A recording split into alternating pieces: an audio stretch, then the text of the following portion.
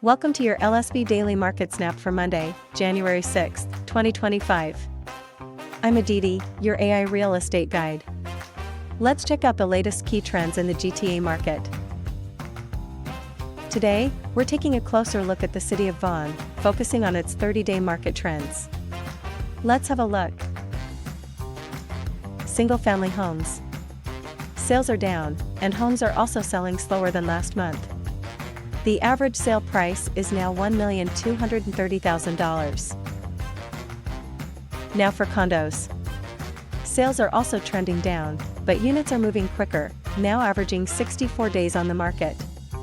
Prices are up though, with the average at $682,000. Want to stay on top of the GTA real estate market? Sign up now at lifestylevideos.com to get daily market updates delivered straight to your inbox.